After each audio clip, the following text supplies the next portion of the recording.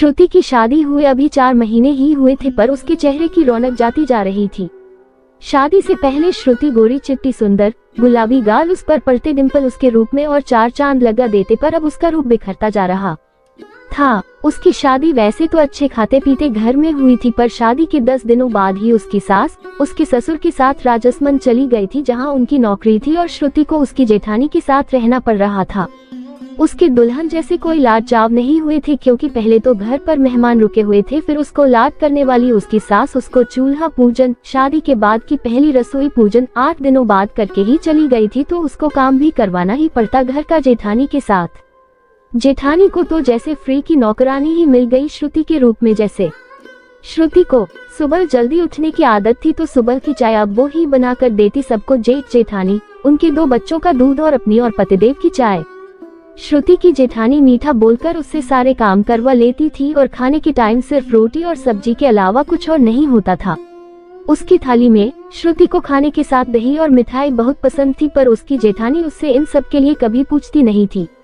और जब उसकी जेठानी बोलती कि हमारे तो नियम कायदे ऐसे ही हैं, सादा खाना खाते हैं, नहीं तो फिर आदत पड़ जाती है आलतू फालतू खाने की, तो फिर तो श्रुति कुछ बोल ही न पाती, मन मारकर उसे वो ही खाना खाना पड़ता। और जब जेठानी जी की बारी आती तो अपनी थाली में रोटी सब्जी के साथ सलाद, थोड़ी सी नमकीन, मिठाई, यहाँ तक कि केले की चाट भी साथ लेकर बैठती, तब श्रुति को उनके नियम कायदे समझ न आते।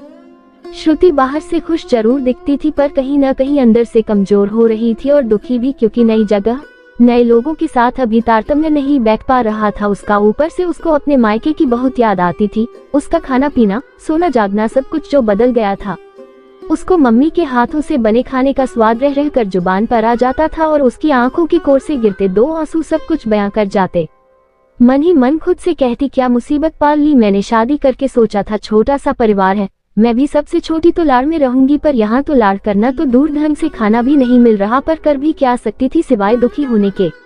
सर्दियों के मौसम में उसको गुड़, मूंगफली, गजक, रेवड़ी, तिल, चिक्की बहुत पसंद था, पर ससुराल में ये सब किसको बताती। अभी नई नई जो आई थी वो तो अपने पति तक को बताने में हिचकिचाती थी, और रसोई में ढूंढने पर इसको कभी कुछ मिलता नहीं था। पर जब जेठानी जी के कमरे में उनको अलमारी से ये सब निकालते हुए देखा तो उसको सारा माजरा समझ आ गया।